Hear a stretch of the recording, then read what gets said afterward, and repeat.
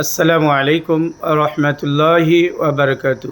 আমরা আসছি আশরেফা দাওয়াখানা ভূতের বাড়ি নামাজগুর ভান্ডারি মসজিদের উত্তর পাশে মক্কা মসজিদ লেন বগুড়া থেকে এক বাড়িতে আসছি। এর আগে আমার অফিসে চিকিৎসা করছিল যে আমার এক ছোট বোন। এই মেয়েটার কি সমস্যা ছিল আপনি সালাম দেন। ওয়ালাইকুম আসসালাম।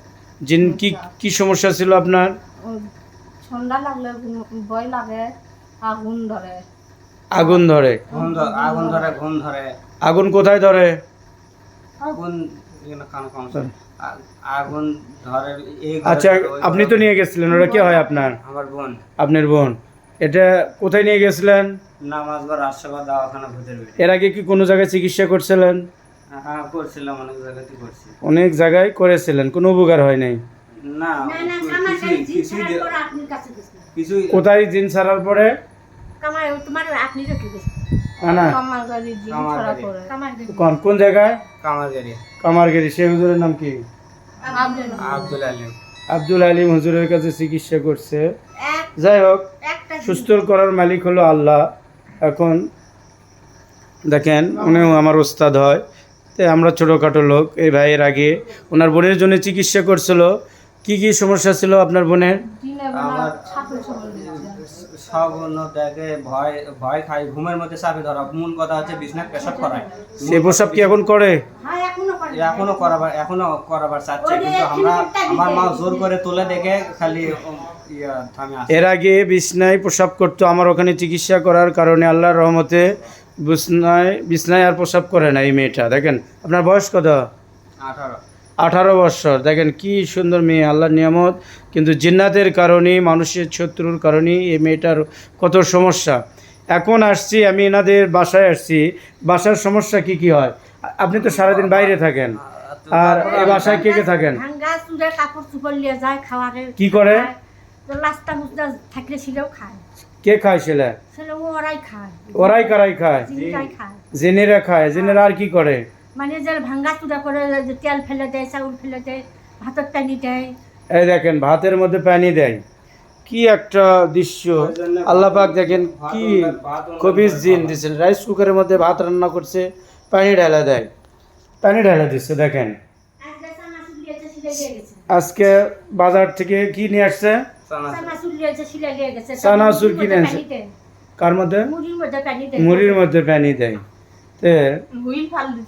হুইল ফেলে দিছে কবে? তারপর আর কি করে? কাপড় চোপড় নিয়ে যায়। তারপর আর কি নিয়ে যায়? অনেক সময় আগুন লাগা দেয়। তাহলে দেখেন, একটা বাড়ির থেকে, ভাইরা তো নিরহ মানুষ, বেশি যে আর্থিক তাও না, মিডিয়াম। আল্লাহ পাক দেখেন কর্ম করে খায় অনেক। ভাই লেখাপড়া কি পড়তেছেন আপনি? অনার্স পড়তেছে। কেউ কবে দেখেন কর্ম করে, সারাদিন পরিশ্রম করে দেখেন এর মাঝামাঝি লেখাপড়া করতেছে, অনার্স পড়তেছে। বুঝতে পারছেন? কিন্তু এই যে এনাদের পরিবারে যে সমস্যাগুলো হচ্ছে, এখন এই জিন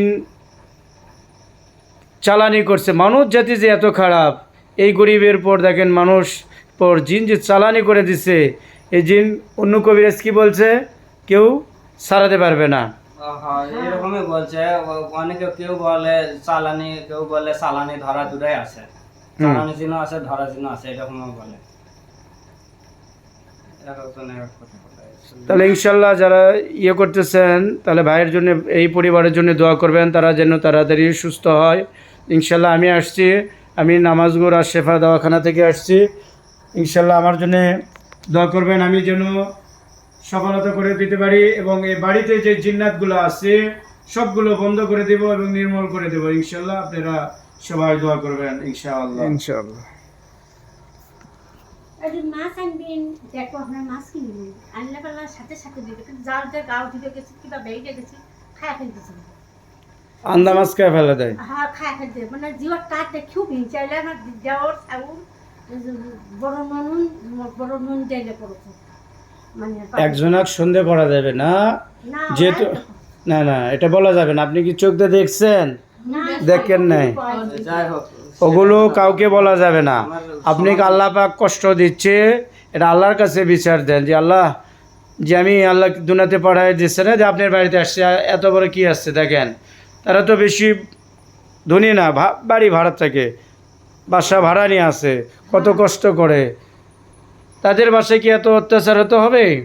হ্যাঁ, ইনশাল্লাহ দেখি কি সমস্যা আছে আমরা দেখব, আজকে কাজ করব, আবার পরে সাক্ষাৎকার নিয়ে আপনাকে এটা জানাবো উস্তাদের কাছে ইনশাআল্লাহ। আসসালামু আলাইকুম।